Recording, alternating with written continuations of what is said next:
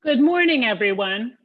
My name is Gloria Singer, and I'd like to welcome you to our virtual trip to Jerusalem. Having personally traveled with Federation not long ago, I can attest that Federation missions are like none other, filled with new friends, exciting locations, and a chance to visit with Jewish communities around the world. We look forward to being able to travel together in the future, but in the meantime, I'd like to thank Gil Travel for the chance to travel this season in a new way. Being together today helps us stay connected to one another here in Boca Raton and with our Jewish community abroad. While unfortunately we are unable to travel the streets of Jerusalem due to Israel's most recent lockdown restrictions, we're still looking forward to you joining us today as we learn about the Jewish quarter in the Old City of Jerusalem from our guide, Renie, who I will introduce in a minute.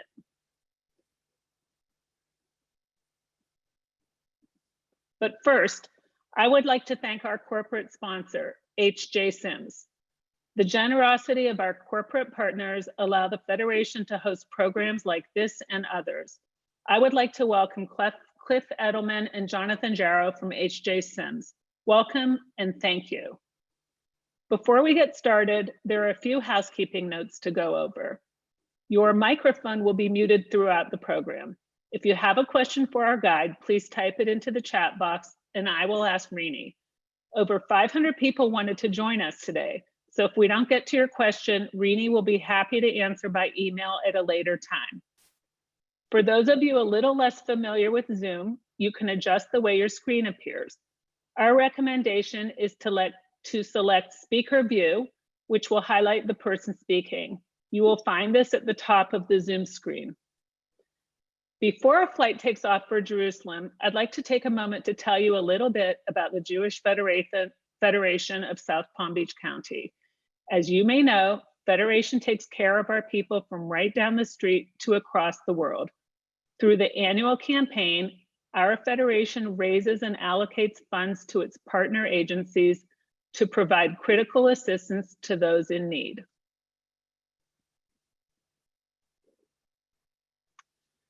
Though this is not a fundraising event, we invite you to make a gift today of any size, as it will be greatly appreciated.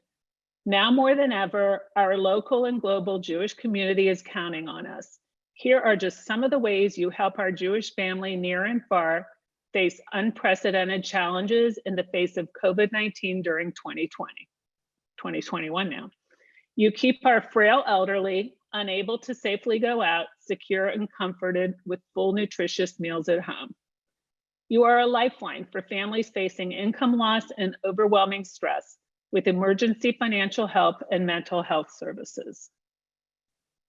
You bring new immigrants from around the world to safety from anti-Semitism, destitution, broken infrastructures, and the pandemic to a new life in Israel.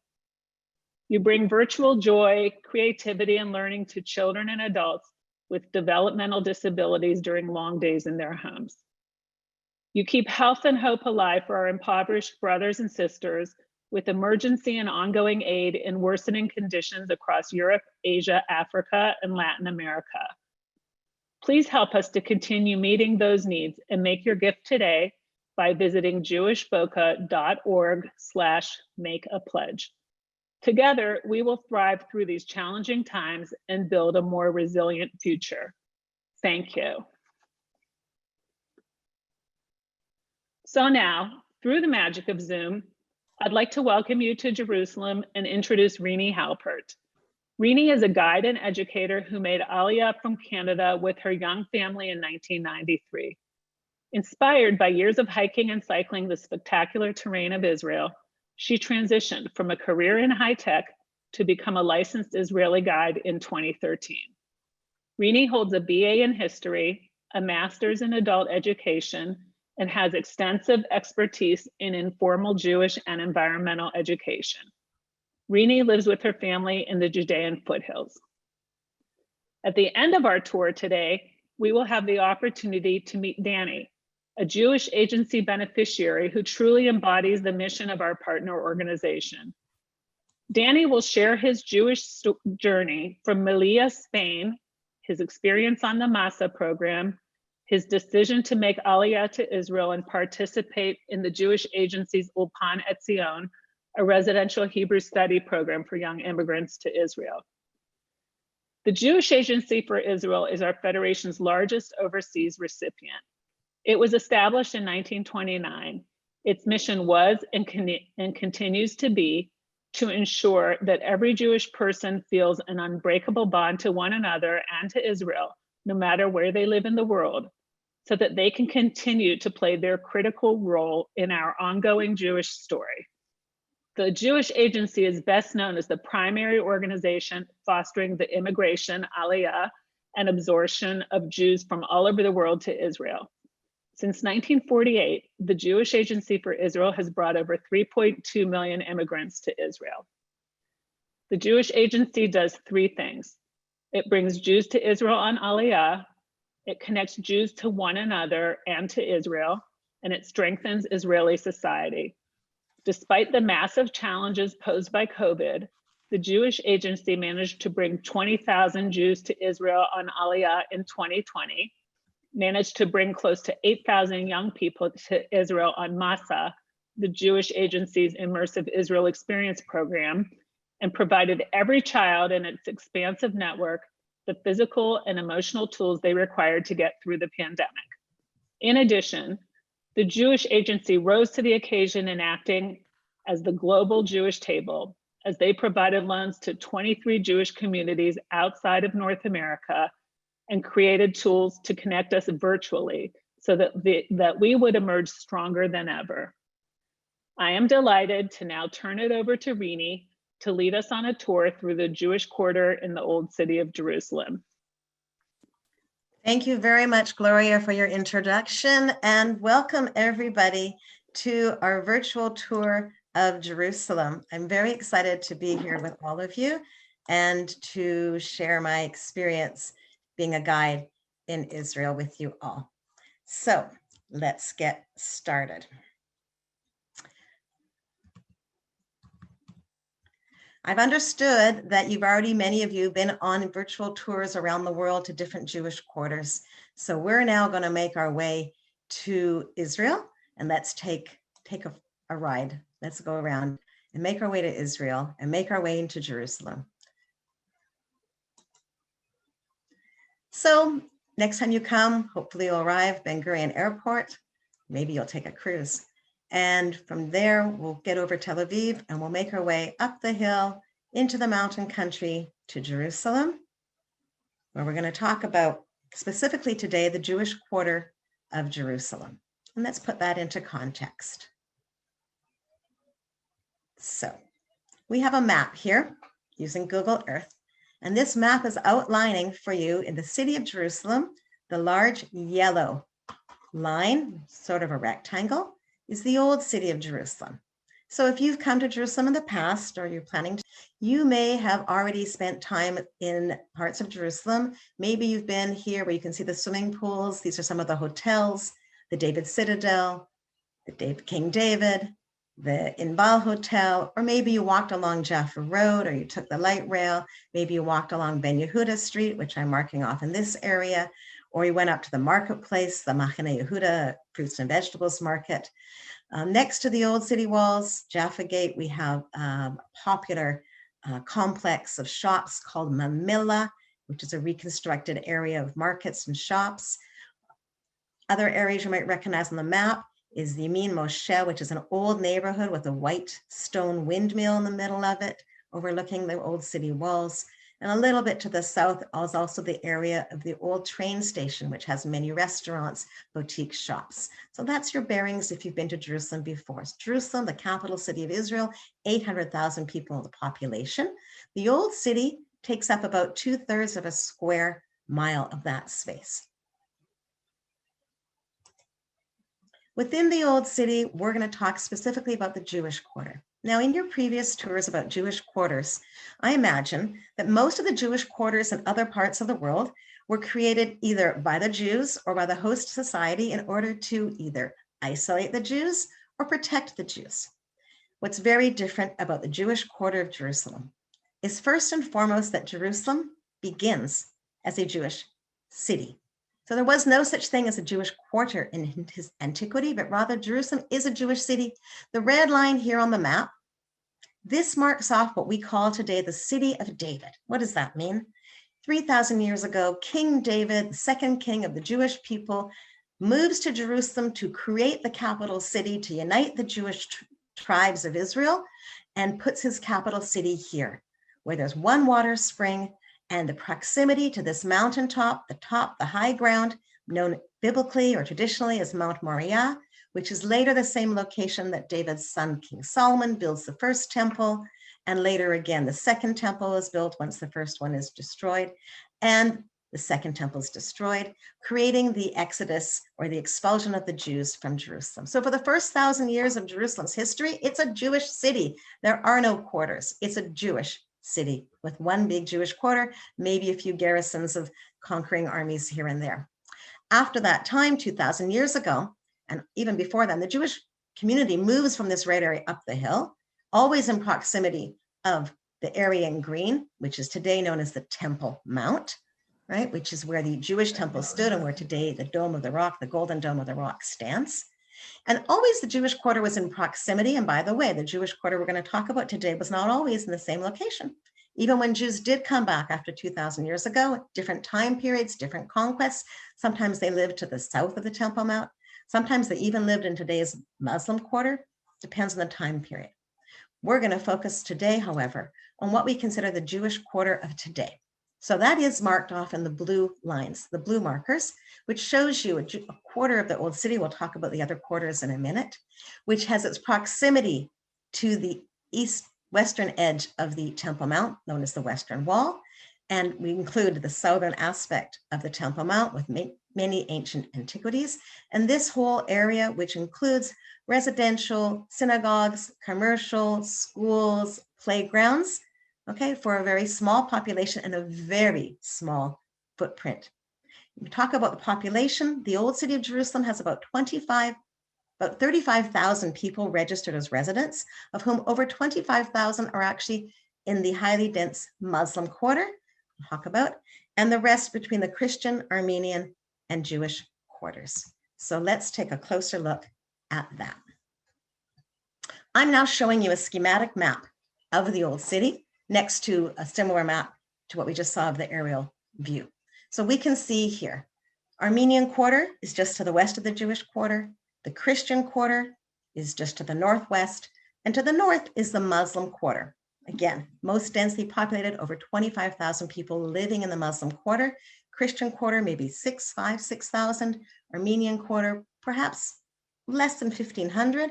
And the Jewish quarter, technically about 3,000, but maybe even another 1,000 or more who are come in every year as students to live and study in the Jewish quarter. So if you come in from West Jerusalem, from the hotels and Jaffa Road and the commercial areas of Jerusalem, you probably came in this gate. This is Jaffa Gate, marked here on number 1 on the map. Jaffa Gate is the main western entrance, named for Jaffa, which is the direction that it faces, Tel Aviv, Jaffa, meaning the port city, the coastal city that leads to Jerusalem. And you'll notice this picture, what's very unusual about it. It was taken last week, one of the last chances I had to get to Jerusalem, and then only briefly. Jaffa Gate was closed. I've only seen that 3 times in the 27 years I've lived here. Closed because they were setting up outside Jaffa Gate a barricade, checking every single person coming into Jerusalem, that their ID shows that that's where they live. Anybody who does not live in the old city was not allowed in unless they were an essential service. So that's okay for our purposes, because we're actually not going to enter the Jaffa Gate this time anyways. If you notice, Jaffa Gate doesn't actually enter to the Jewish quarter over here, number 1, but down here at the bottom, number 2 is Zion Gate, and number 3 is Dung Gate. These 2 gates enter the Jewish quarter directly. Zion Gate will enter in a minute. Dung Gate is the gate that is lowest southern point, and it's nearest to the Western Wall or the Western Wall Plaza, if you're familiar, and if not, we will get there shortly. So let's go into Zion Gate.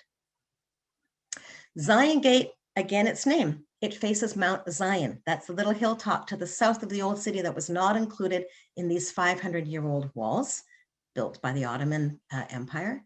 And the Zion Gate also is reminiscent of the name Zion. What's the name of Zion? Well, King David, when he conquers the city, it's already got the name Zion. It's a historical name for the city of Jerusalem. Take a good look at the gate for a minute. You can see that it's a strong gate. It's actually, the gate itself is in the middle where the door is open, but the whole complex we call a gate. It's a fortification. And Zion Gate, you can see all around it a lot of pockmarks, indentations in the stone. So it's a strong gate. It's been refinished actually, but they left the indentations. They left these pockmarks when they renovated. Who's they and what is that story? Well, our entire story of the Jewish quarter today is really built on two significant events of the 20th century. One is that the Jews in 1948 had to leave the old city.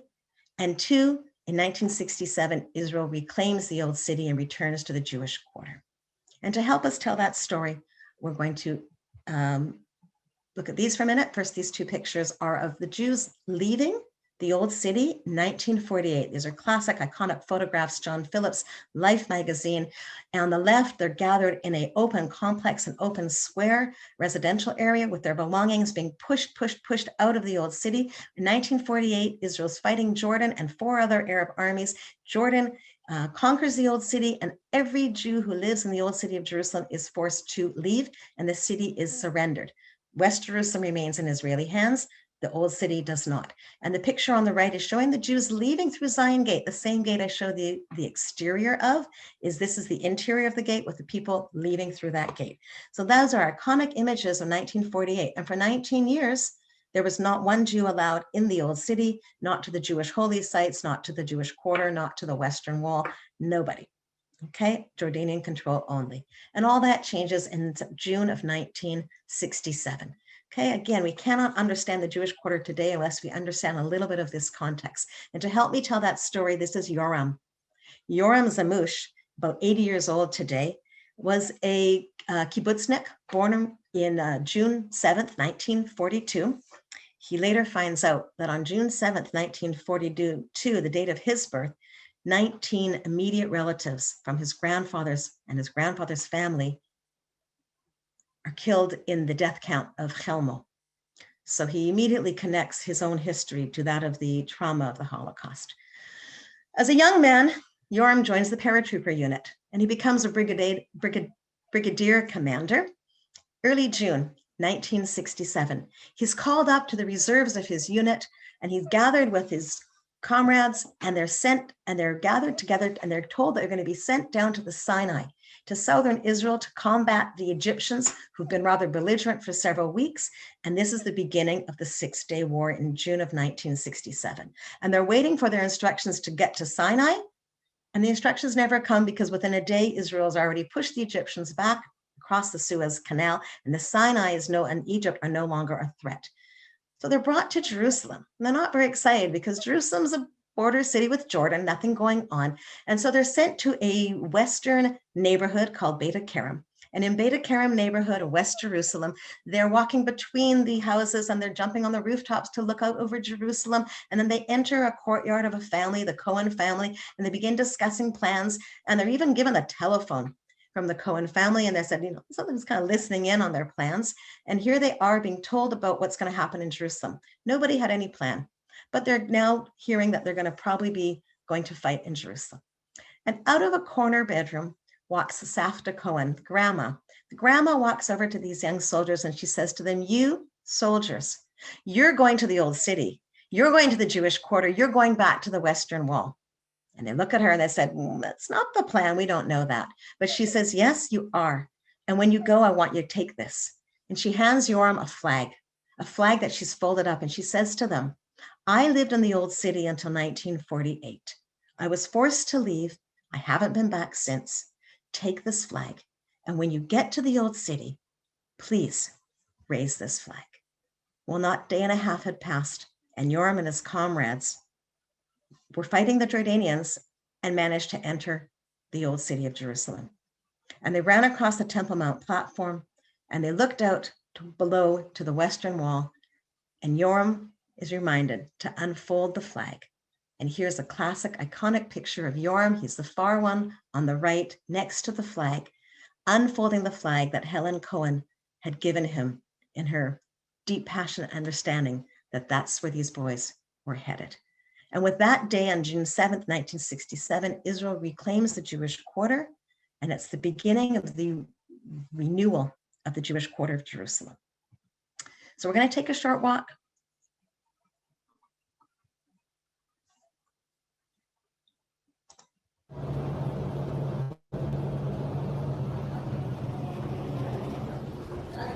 So we're walking in one of the alleyways here, and this alley is a narrow one. It's even named for a narrow instrument called a tzotzvot, which is a kind of trumpet. And you can look up, you can see the stones, you can see the alley itself. And as we walk along, we're going to just take a look at some of the scenery here. Okay, this is a building, the backside of the same building from that photograph where the Jews are gathered leaving in 1948, called Batei Machaseh. It was a special housing for poor people built in the 1800s, and this is the backside. So this just to show you where we are. And we're going to continue down the same street around the corner to pay tribute first and foremost to the people who tried to hold on to the city in 1948. In 1948 battle for Jerusalem, there were very few fighters who were able to come and help. So some of the fighters fought and some of the local residents fought. Local residents, however, were mostly elderly or the poorer people, because by that point in the history of the city, many of the wealthier Jews had moved out of the old city to the newer neighborhoods that had been built previous years during the British Mandate, when there was a lot more energy and economic growth in the city. So here we have a memorial to 48 fighters who died in the old city fighting in the May of 1948. And the memorial, if you've even been here before, it's actually a relatively new memorial, not the same one that they had recently, with the name of every one of the fighters. And what it's marking is actually the place where there had been a mass grave. It's no longer a mass grave, but there had been a mass grave here because the Jews were not allowed to take out their dead from the old city when they surrendered the city to Jordan. They actually had to leave the people buried there. They were buried in a mass grave. And only in 1967 were Israel allowed to come back in, and then they moved the mass grave basically to Mount of Olives. Okay, the youngest person, who is also the youngest Israeli soldier ever, his name was Nisim Guinea. And Nisim died fighting for the Jewish quarter. He was 10 years old, agile and almost undetectable. Nisim used to run between the various army posts back and forth, giving messages and bringing small arms back and forth. And just hours before the city was surrendered, he was shot by a Jordanian sniper. So he dies with honors and is buried with honors with the Israeli Defense Forces, the IDF, today on Mount of Olives. So, tribute to them. From there, we're going to go and take a walk in maybe more familiar parts of the Jewish quarter and take a walk on what is called Jewish Quarter Road. So that's the main road to this day, north-south road of the Jewish quarter. In Hebrew, by the way, and in Arabic, it's called the Jewish Road, or the Road of the Jews. Okay, the Road of the Jews, even the Arabic, that's what it's been called for a long time. And let's start here.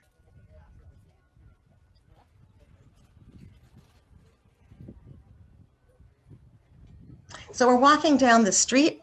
You can see that we've got the baklava, the bakeries still open. This is some recent footage. You can tell by the masks people are wearing.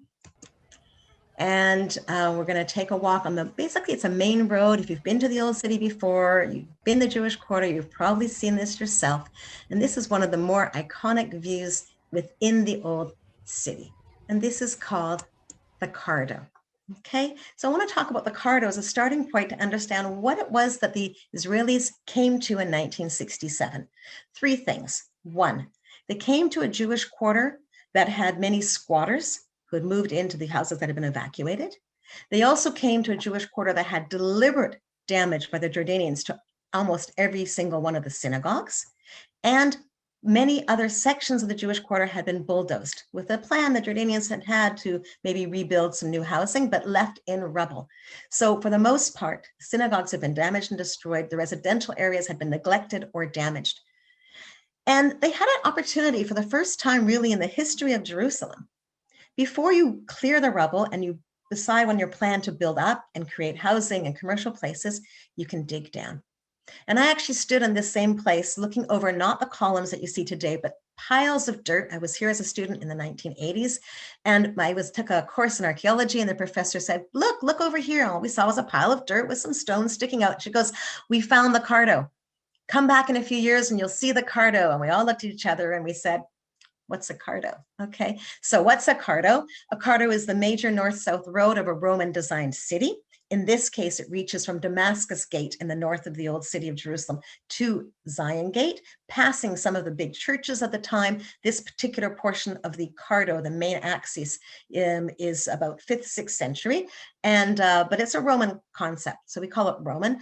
And sure enough, I came back a couple of years later, and this is what I saw as well. They had dug down to the ground level of 1,500 years ago.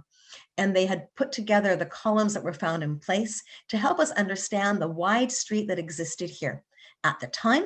And by preserving these street and these columns, you also notice that nothing else is built here. So let's continue our walk for a minute. Whoops, a minute.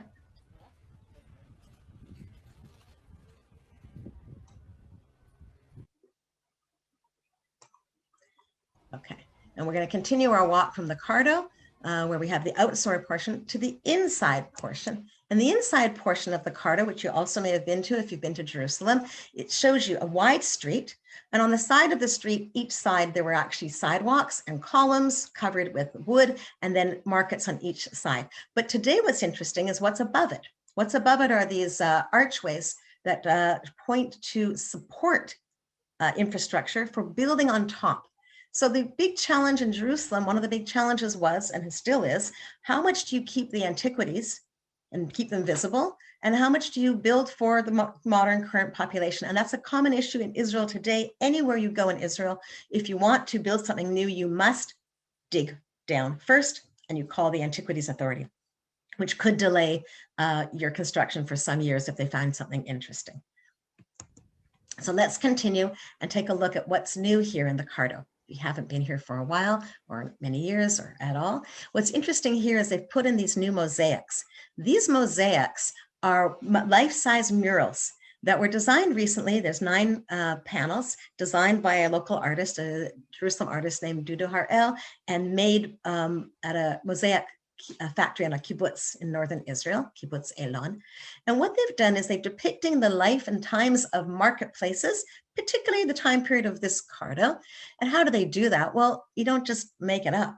They actually work with historians and archaeologists to try and figure out what were the type of pottery that was used? What were the type of goods that were being sold? They read journals, and there's histories, and there's diaries of people who came and went in those time periods, which describe for us what's relevant. So this is a picture of a pottery warehouse or pottery factory. And the next picture, which I love, is a picture of glass flowing, which was also very important skill, artisan skill back then. And you can see all the people sitting around the blown glass, and the jars were used for perfumes or other liquids and valuables, etc. So this is a set of new panels, and it's really helps to brighten up the Cardo area, but also, like any city, there's an interest in street beautification. So if you have been to the Jewish, the fruits and vegetables market in Jerusalem called Mahanayahuda, this is a market outside the old city. And there, a graffiti artist has been painting all the shutters with portraits of different people. And it's a similar idea here, but instead of doing modern graffiti, they used mosaics, which draw from the ancient cultures, which used mosaics quite often in floor tiles and in wall decorations. So it's bringing us sort of maybe a sense of continuity between the time period of the Byzantine markets and the markets today. And here's another mural that's in the same Cardo section, showing what the Cardo would have looked like, this big market street, main street, all the way north with a wide road in the middle, and the 2 covered paved sidewalks and the market stalls on the side. What's lovely here on the right-hand side at the bottom is this little boy with his red baseball cap. So he doesn't exactly fit in, right? Looks like a typical kid running around the kindergarten or the schools in the neighborhood, at least at one time. And he's got his knapsack and his plastic water bottle. So we know for sure he doesn't go back to that time period.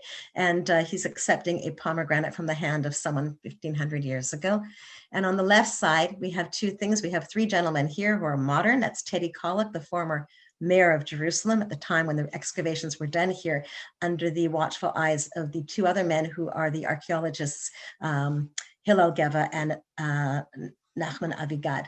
And below them, the bottom, which I really like, are a display of vegetables, fruits. Well, if you look closely, you will see wheat bread, barley, figs, dates, olives,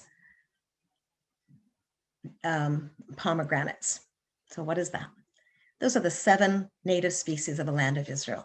And I think when the mural is designed, it helps us remember that conquerors came and went throughout thousands of years, but the land is the same land. It's still the biblical land of Israel, and the 7 native species of the land, of course, are still prevalent here because the place hasn't changed. Only the people have come and gone. So let's move on and meet one of those people. Actually, we're going to do this first. We're going to walk a little bit more in the Cardo. So let's take a look at the Cardo. Walking along after you leave the closed part, and the olive tree, you can see we're below street level here. So again, they've dug down, so they're below street level. And if you've come to Jerusalem before, you may recognize this portion. This is the part of the Cardo that has a lot of Jewish-owned shops, souvenir shops, a place to buy Judaica, jewelry, artwork, galleries. And it's actually a narrow market because it's Crusader. It dates from more recently, only 1,000 years old. But I'm on the same north-south line as the earlier Roman and Byzantine market. So we're going to walk through the Crusader section. You can see the shops are mostly closed up here because it's during Corona and COVID, and many of the stores have not been able to open. And we're going to leave this market, and we're going to make a left-hand turn back onto the Jewish Quarter Road, and we're going to walk to the north a little bit further in the Jewish Quarter. 1 second. Okay, so we're now meeting with one of the shop owners, not just any shop owner. This man, his name is Abir Nasi. He's a 4th generation Jerusalemite, an artist in his own right. And he is the very first person to come into the old city, the Jewish Quarter, after 1967 to set up a shop. He wants to open an art gallery. He's motivated to bring beauty back to the Jewish Quarter.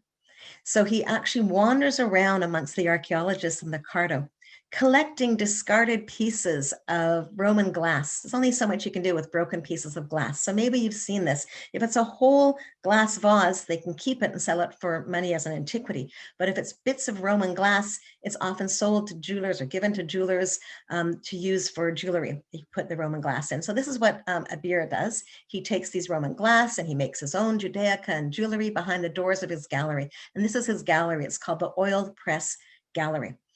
And I'd like to just point out the mosaics for a minute. So the mosaics are depicting various biblical scenes, which I think is part of the beauty. Happens to be mosaics. There's a trend here, but these were done in the year 2000 by an artist named Yael Portuguese. And you can see on the top is Moses with his hands up in the air, calling to the people. On the right, you see pyramids, you see the life of the Jews in the desert.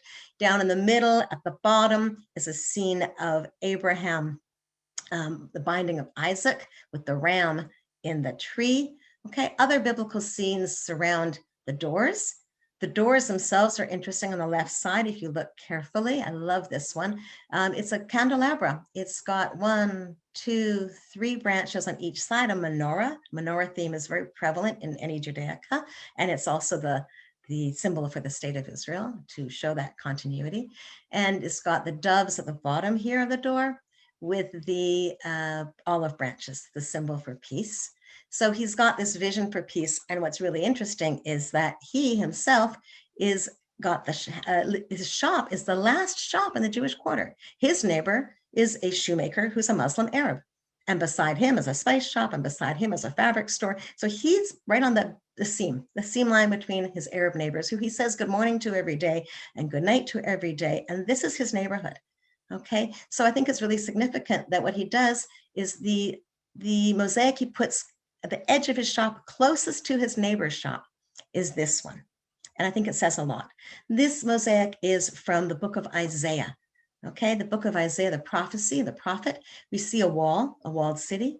And then we see on the right-hand side, the same 7 native species, the grapes, the pomegranate, the figs, the dates. In the middle, a lion next to a lamb, right? A lion resting with the lamb. And what does it say around the edge in Hebrew? Lo yasagoy el goy cherev velo yelmandu od milchama, right? Nation shall not lift up sword against nation, neither shall they learn war anymore.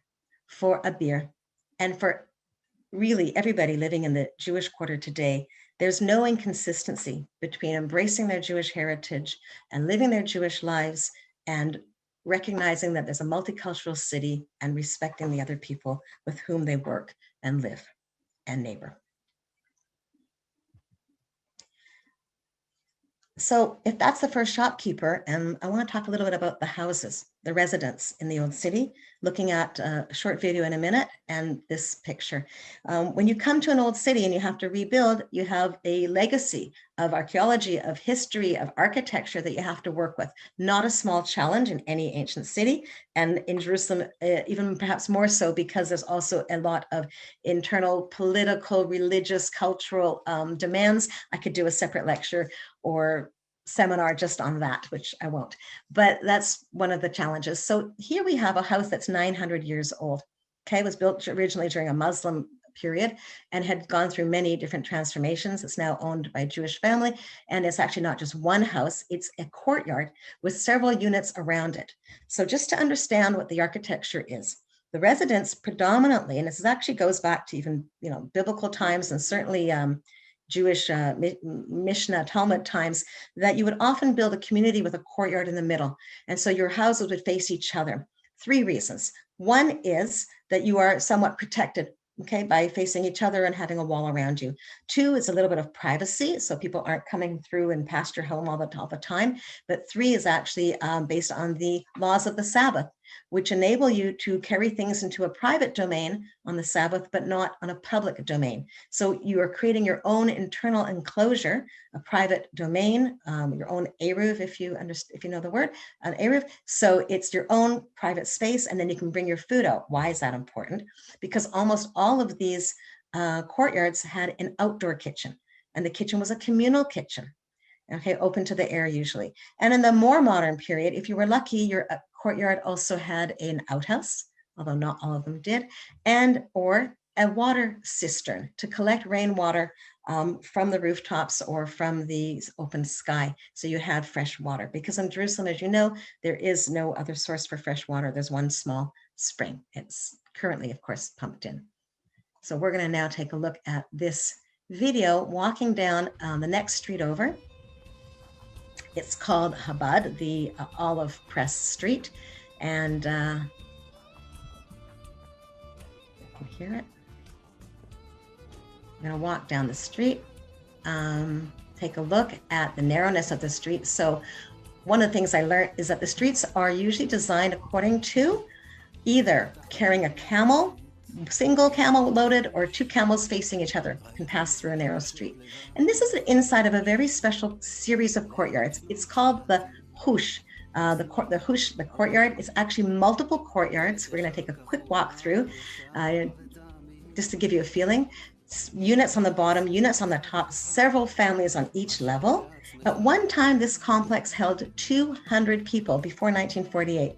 Today, 200 families rather. Today, it's about 18 families. And so you can see that's a different quality of life than it once was. The cistern has now been filled. There's a tree and bicycles are being stored there. So we're just wandering in and out, down, up, back, behind to get a feel for these complex intertwined courtyards, which give the people living here quite a lot of privacy, even though they're in a high tourist area and a busy city.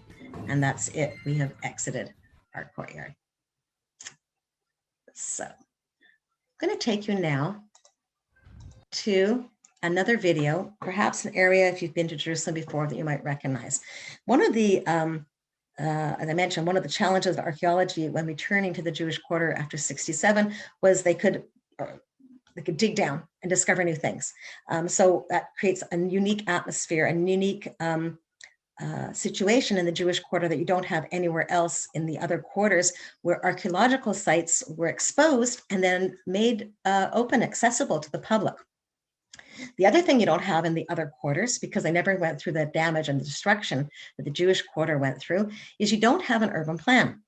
So it's very rare to find in the Muslim quarter, the Christian quarter, the Armenian quarter, any kind of open space or planned open space. But in the Jewish quarter, they deliberately cleared out some of the old buildings to make a central square. So this is a picture of the central square. It's called the Horva Square, or the Jewish quarter square. And really it is very unique.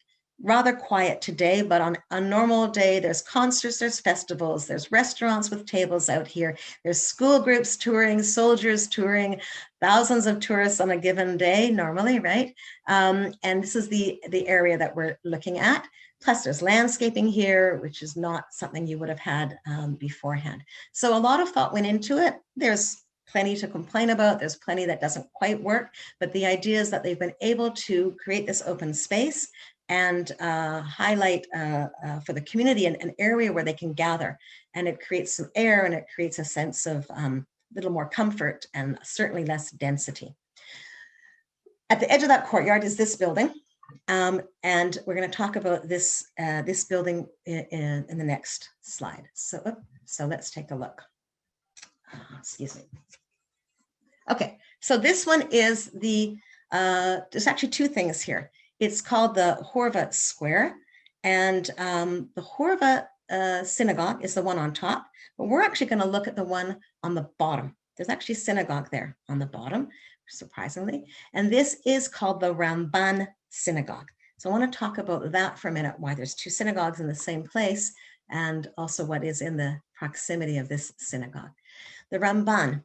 So this is the famous Jewish philosopher from Spain, who after the disputation in Barcelona in the early 1260s, he's exiled, and he decides he's going to make Aliyah. He's going to move to Israel. He's going to come to the land of Israel. He arrives in Akko, at the port city at the time. He makes his way down to Jerusalem, up to Jerusalem, and he sees a desolate city. Okay, this is 1,000 years after the Crusaders. This is a period of Muslim rule. There have been Jews allowed in here and there, different centuries, but he finds a desolate city. And he writes this in a letter that we have a copy of to his son, describing the great desecration in Jerusalem and how Jerusalem is empty of Jews and desolate. So what does he do? Like any visionary, he builds a synagogue. And he says, maybe they'll come. I've heard that before. So he actually takes an old house, he builds a synagogue, not exactly the same location, a few yards further to the south. And he builds a synagogue, and people begin to return. The Jews begin to come back into Jerusalem and to set up a community. It's a Sephardic, essentially, community. And that is the synagogue that you saw before, the second version of the Ramban Synagogue, which takes his name. And this is the inside of that synagogue with the benches and the pillars. It's a low, long building. You have to walk downstairs to get there today. The ground level used to be lower, as we've seen already. And that synagogue, but it has so it was in use for several hundred years, and it actually was out of use for a while until 67. So it was restored also after 1967. But right next to that synagogue, a little bit to the left over here, is this tall building. Okay, so there's a synagogue down below, the synagogue up above, and this tall building is a minaret of a mosque. This is called the Sidna Omar Mosque. So why is there a mosque right next to the synagogue? And I want to talk about that mosque for a minute. Okay, so what we have is a situation that written down in the Jewish Pilgrim Journal, that one of the young men who was a member of the synagogue down below, the Ramban Synagogue, some point was excommunicated from the synagogue. We don't know why. And he's quite vengeful, he's quite angry, but he says, if they don't need me, I don't need them. And he converts to Islam. And in deference for her son, his mother also converts to Islam. She also happens to own the property right next to the synagogue. So she offers her property to the local Muslims to build a mosque, which they do. In the meantime, now you have a mosque next to the synagogue, and the local Muslim population are not thrilled about having a synagogue next to them. You would think it was the other way around. It didn't last very long. And so they write an appeal to the Sultan at the time, a Mamluk Sultan, that they should remove the synagogue. The property should become part of the Muslim mosque compound. And while that request actually goes all the way up to the Sultan, the local mobs are a little bit restless. They incite to violence, they don't wait for the answer, and they destroy the synagogue. The Sultan, in the meantime, hears about this, and he says to them, the attackers must be punished and the synagogue must be rebuilt. So this is how we have a mosque built by Jews and a synagogue built by the Muslims, right here in the heart of the Jewish border. The tall building, the white one, I haven't talked about yet, but I keep throwing this name out, Horva, Horva, Horva. So let's say what that name is. Horva is, from the Hebrew, a ruin, something that's been destroyed. Okay, this is a picture of the Horva, doesn't look too destroyed, from the 1898. Okay, so it's not destroyed, it's a beautiful building, and actually one of two very large synagogues that grace the skyline of the Jewish quarter until 1948, until the Jordanian conquest, because they destroyed them. And these two synagogues, the Horva in particular, served as a central building, almost like the Jewish quarter embassy to the world. Anybody who was a dignitary came here. It was the Ashkenazi Beit Din, the center of Jewish law for the Ashkenazi community. It was such an important building that even in British period, when the Herbert Samuel, who's the first British High Commissioner, who comes in the early 1920s after the British arrive in Jerusalem, and he reads from the Torah there. He's a Jewish High Commissioner, and he's invited to read from the Torah. The Horva Synagogue is so important. It actually has its origins in the 1700s. A small group come, Ashkenazim, who want to build, and they begin to build a synagogue right here in this spot. But their leader dies, their donations dry up, and within a few years, they owe their creditors, who are the local Arabs, a lot of money, and the creditors basically run them out of town. So the Ashkenazi Jews are expelled. The synagogue they started to build was destroyed, and it actually lay as a Horva, a ruin, for 150 years until this one that we see in this picture was built in the 1860s, also by followers of Ashkenazi Jews of the Vilna Gaon, and they paid the debt, they built the new synagogue, and it lasted and stood until 1948. What happens after that? On the left-hand side, this is a picture that the Jews returning to Jerusalem in 67 see. The synagogue had been blown to pieces. And as a commemoration in the 70s, so they couldn't rebuild the synagogue. They maybe didn't even plan on building the synagogue, but they figured it'll be a memorial to what was. And they built this one archway. So the archway on the right-hand side sits against the one wall that wasn't destroyed, which is with the red arrow. Here are the red arrow, the one wall that wasn't destroyed. They build an arch over here as a commemoration, not the full height of the synagogue, but of the lower archway, just to remind everybody that here was the Horva. It was destroyed once in the 1700s. It was destroyed again in 1948. It's still the ruin, the Horva.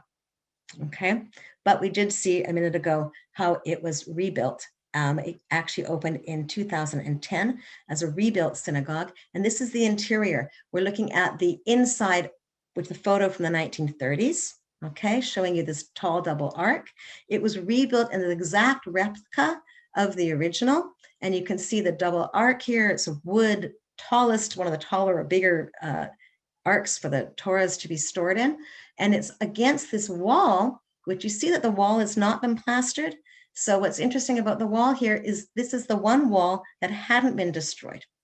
And it's facing east, it's facing the Temple Mount, it's facing the direction of prayer.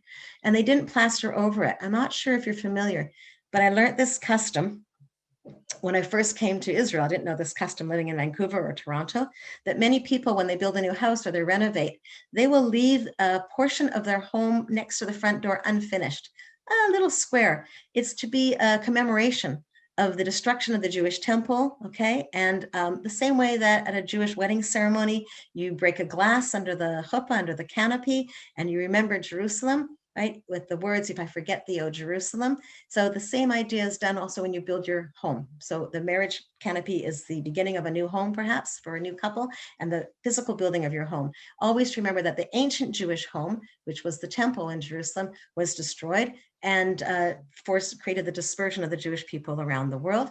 And so there's always a commemoration for that, because it's not so much the building, but the cohesiveness, perhaps, that the Jewish people were meant to or supposed to have. We still wait for those days. So in this picture here, you can see the ark, and at the very bottom of the ark is the text on the Torah, Paroket, Imeshkech Yerushalayim, if I forget thee, O Jerusalem. So that's the interior of this beautiful synagogue, very high ceilings. And this is the rooftop view from the top of the Horva Synagogue. This is the view looking to the east. So you see the golden dome of the rock on the Temple Mount over here. And you see the line of Mount of Olives above us. With the far left is the Hebrew University campus of Mount Scopus. And in the middle are the many churches that were built to commemorate stories in the Gospels. And on the right-hand side of Mount of Olives, in the top right here where I'm marking, is the ancient Jewish cemetery of the Mount of Olives. And all the flat roofs in the foreground, this is part of the Jewish quarter. And you'll notice the flat roofs are quite indicative of the architecture, whereas the Christian quarter has peaked roofs with red tile. There's flat roofs here. And that's because the space can also be used for a sukkah, to build a sukkah and the Feast of Tabernacles on Sukkot. Do we want to take a question break for a few minutes or keep going? I think we should keep going. Okay. Okay, So because I know we have Danny coming up also. Okay.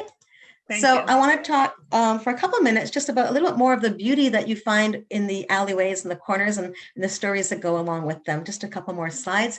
So this is a picture of one of the doors that if you're walking in the alleyway and the other side, turn your back to the Horva and you keep walking along.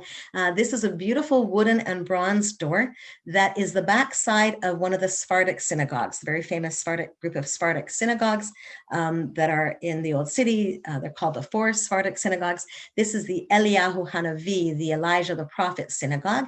And this door, what I love about it, besides just looking at it, I find it very beautiful, made of wood and bronze, is that it's taking elements from the stonework that was already on the outside of the building, and the interior had to be completely redone after 1967.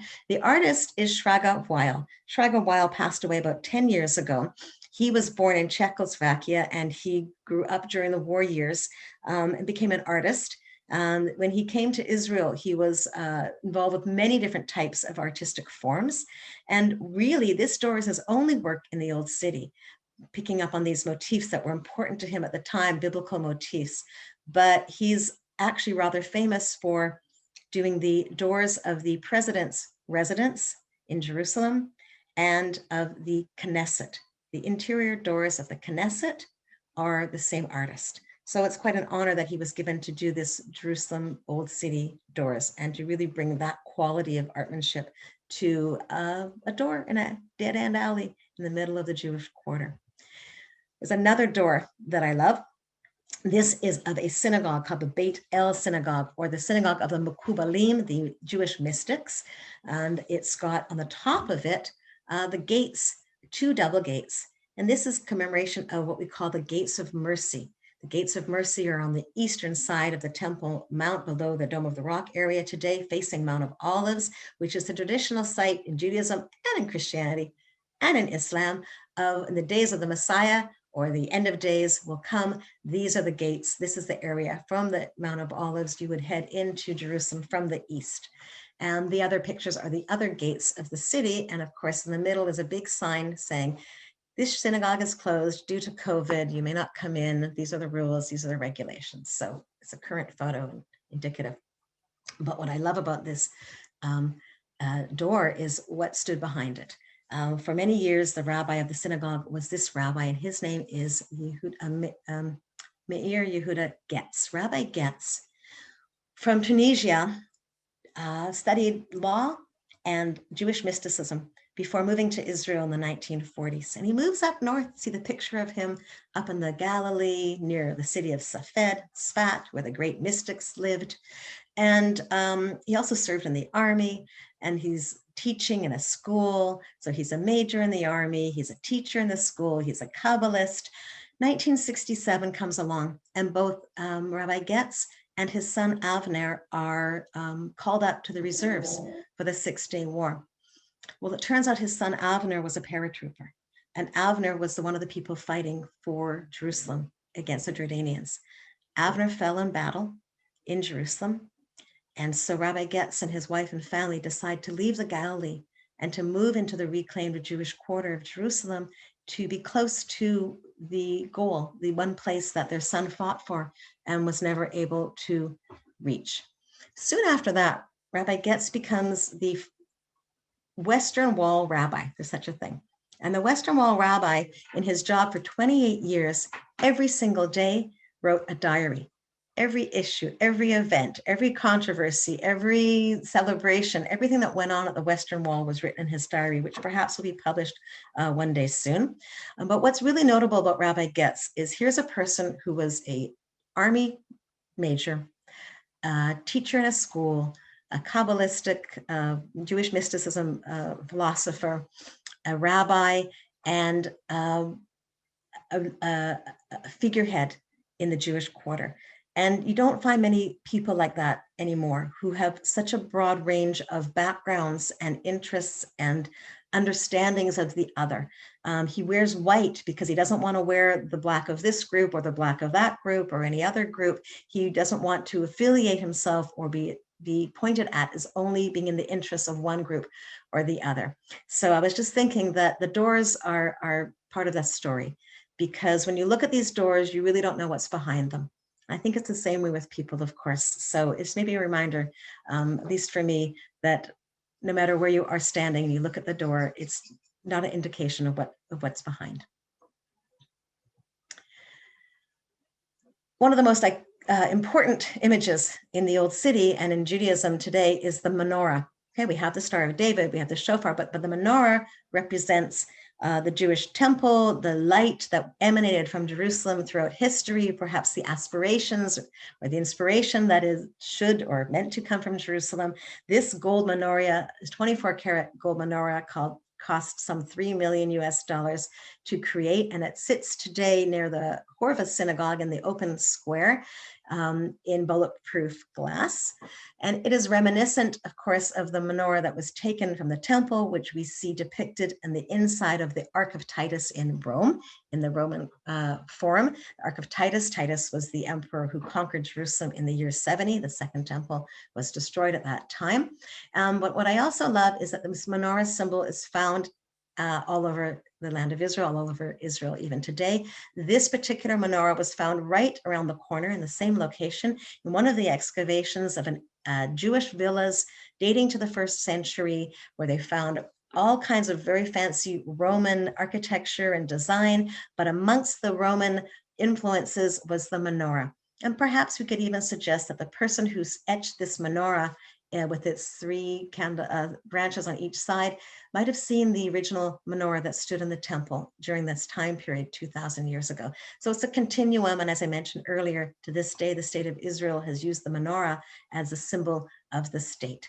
So I think that's what this is all about, is for the old city of Jerusalem and the Jewish quarter in particular, is the continuum throughout time and space, that there's a constant presence, either active presence of Jewish life or a yearning for the returning to Jerusalem and Jewish life in Jerusalem.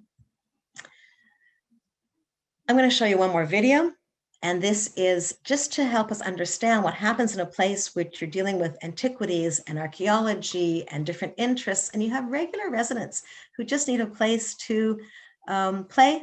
And how do you do that? So let's just watch this for a minute. This is the inside of the walls in the edge of the Jewish quarter, right next to a 1,000-year-old ruin of a Crusader church.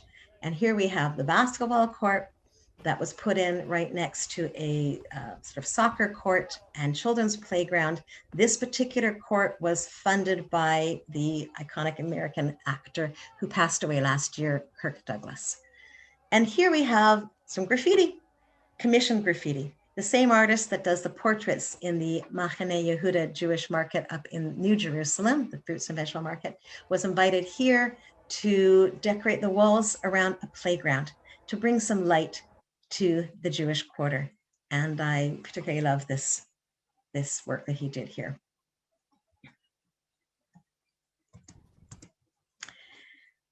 So the Jewish quarter, we've talked a little bit about some of the people who came, some of the archaeological challenges, some of the archaeological findings, a little bit about the architecture and the residencies.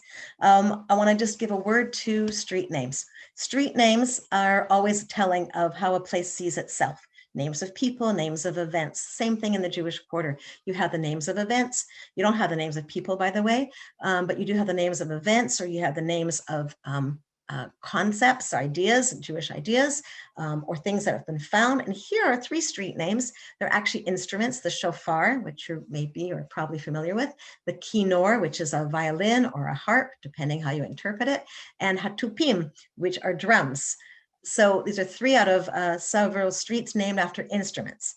And all these instruments were actually instruments that were known to be used back in antiquity, also in Jewish antiquity, in the temple I've talked about. So they're instruments that we know about and we connect to. And perhaps the one we connect to the most today is the shofar, reminding us of Jewish holidays and the freedom to call out and to gather together as Jews. These 3 men are 3 of several men who recently gathered in Jerusalem about 10 and 15 years ago. These are young men in these photographs. And I want to just tell a last story here. These young men were all part of a group of boys and men in the 1930s and 40s who decided that it was so important to them to blow the shofar. They were willing to defy British law. The British are here for those 30 years, from 1918 to 1948. Afton Riots in 1929, where the Arabs were rioting against the Jews, the British forbid the Jews to blow the shofar at the Western Wall. The Western Wall at the time is a narrow wall. There's people crowding together, and they come for Yom Kippur services. And at the end of Yom Kippur, you're going to blow the shofar. But they weren't allowed to. And yet, Moshe Siegel, the first one, he's not listed here, and these fellows decide that they must blow the shofar, willing to be arrested by the British.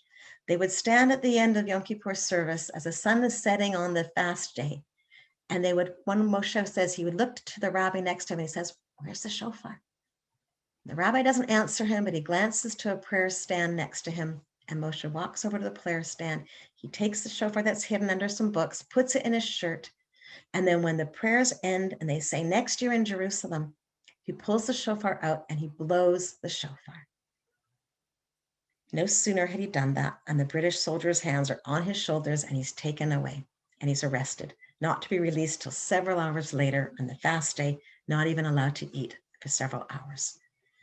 But from that point in 1930, every single year until 1947, young men would volunteer basically to be arrested. They would volunteer to defy this British law and pull a shofar out. And one year they'd blow the shofar on the far right, and the British soldiers would run after that gentleman. And then someone else would blow the shofar on the left side, and they'd run after him. And they'd all either escape or get arrested. And many of them have shared their stories. So a couple of years ago, they gathered together to share their stories, those who were still alive. And it's a reminder to us, really, that blowing the shofar is a symbolic of freedom, freedom to live as a Jew. Here's 1967, photo of Rabbi Goren blowing the shofar right after the Six-Day War and the Jewish return to the old city. But what they did and what he did and what these soldiers did and the subsequent urban planners and archaeologists that have been involved in Jerusalem have brought us to this day. And this is what I like to end my presentation, showing you Jewish quarter. We have the Ezra Yisrael, the egalitarian platform, with a young girl giving her brat mitzvah Torah portion, reading it here with her father. We have on the bottom the soldiers who have their IDF, Israeli Defense Force, swearing in ceremony, including my son. This is a picture from my son's swearing in ceremony as a paratrooper, which is always done at the Western Wall. And we have the picture of tourists, usually coming to the Western Wall from every corner of the world, really all walks of life, coming here freely and in comfort. And we hope to be able to invite you and see you all here in due time as well. So thank you very much for your time, and I'm happy to take questions.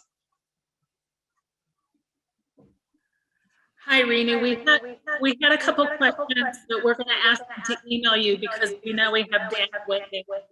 Okay, so I'd like to introduce, basically, we took a few minutes to look at Jerusalem, and I'd like to welcome Danny, who's one of the newest Israelis, I hear, who is going to tell us about himself, and we're very excited to have a new pioneer, a new member of the Jewish world in Israel. So thank you. Hi, everyone. Thanks, Renee and Gloria, for the introduction. So my name is Daniel Banaroch. I am 27 years old, from Spain originally. I come from a small city in Spain called Melilla that is actually located in the north of Africa. And it has a very, very small Jewish community of 500 to 600 Jews only. We have a small school to learn a bit how to read and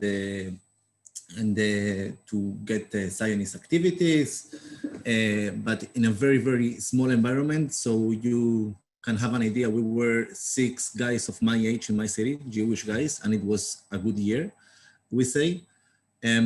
So it's true that we were very connected with the community all the life. We had a few synagogues in our city. One of them belonged to my grandfather. He inherited it when he was 13 years old, and he managed it all his life until he passed away at the age of 92. Nowadays, it's run by my dad, that he maintains it and opens it every Shabbat and every holidays for the people, for events and whatever is needed. So my grandfather, which I'm named after, my full name is Daniel Yaakov, and he was Yaakov. He taught me and give me a very strong feeling of Zionism together with the community and the youth movement we had. So when I was 18 years old, I am the eldest son of 3 brothers. So my parents looked a bit far away going to Israel. So I took a step before going to Madrid to do my first degree in chemical engineering. In Madrid, I co-found with some friends a youth movement called Yachad. In Hebrew, it means together, which our aim was to do all kinds of activities for kids from 5 to 6 years old to 18 years old in all kinds of aspects. We did social activities, Zionist activities, Judaism, sports. The whole idea was to get gathered together in the weekends and have some fun together. This period was 4 very, very nice years. I had amazing memories, but my Zionist dream was always there, and I could not say no to it. So I keep in my path in order to move to Israel, and I went to London for a year in order to improve my English and have some tools in order to talk in Israel with people, be able to make some life, because with Spanish, it's a bit more difficult.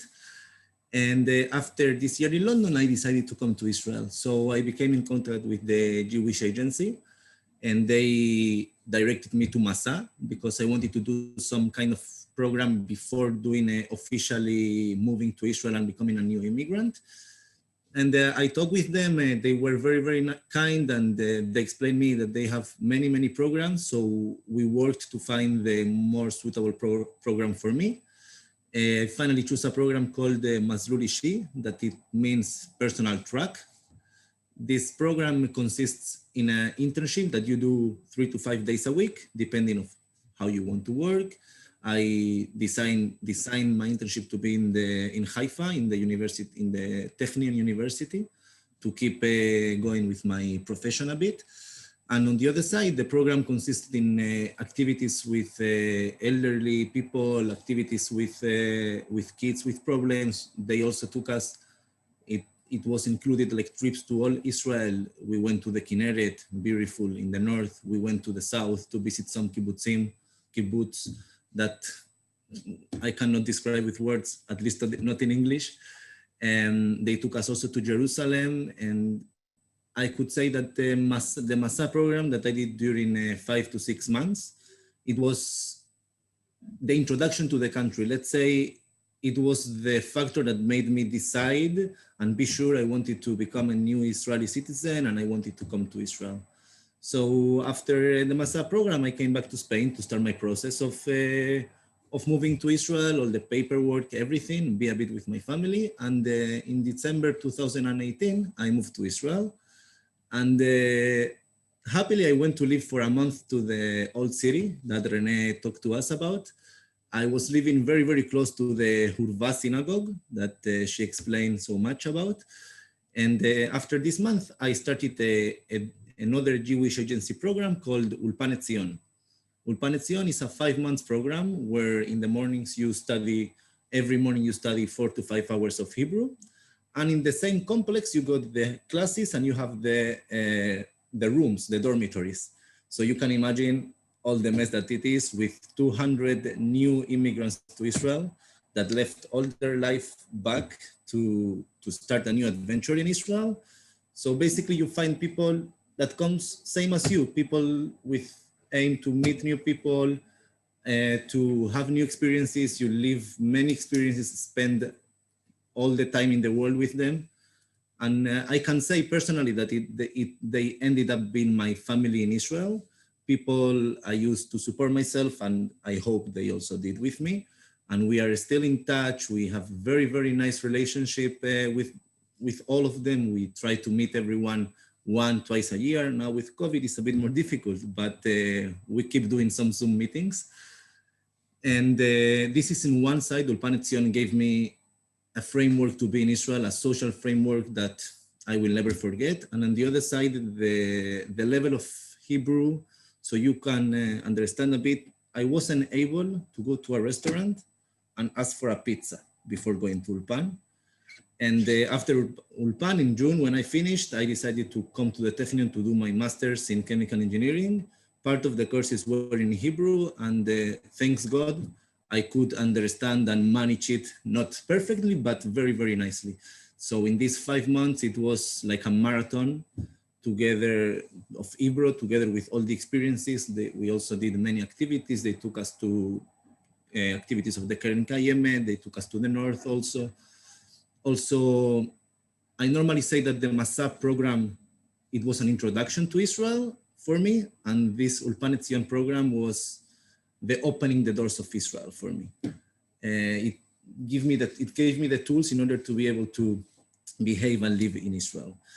So as I said, after the Ulpan, I came back to Haifa, to the Technion, to do my second degree in chemical engineering that I finished last summer. And in parallel, I started working in a startup company with nanotechnology. We develop nanomaterials that we try to put in different medical devices. Our particles, or nanoparticles, better saying, they have outstanding antibacterial and antiviral activity. So it comes very well to these times. And we are also producing some masks that are antiviral and antibacterial. Basically, this is very fast how was my process in Israel and how I got adapted to this country.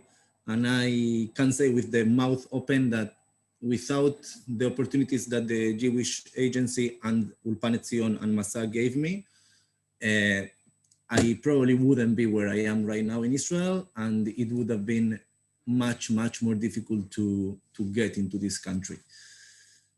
So this is a bit of my story. Just to finish, I wanted to really thank to all of you to make it possible to people like me to come to Israel, study the language, live the experience, have a feeling of the country, and having this input, it's very, very important for all the Jewish guys around the world. Otherwise, we wouldn't have this opportunity. So thank you very much to all of you. Thank you. Thank you so much, Renie and Danny, for your insight and expertise. And thank you all for joining us this morning. We hope you've enjoyed this journey to Jerusalem. Have a great day.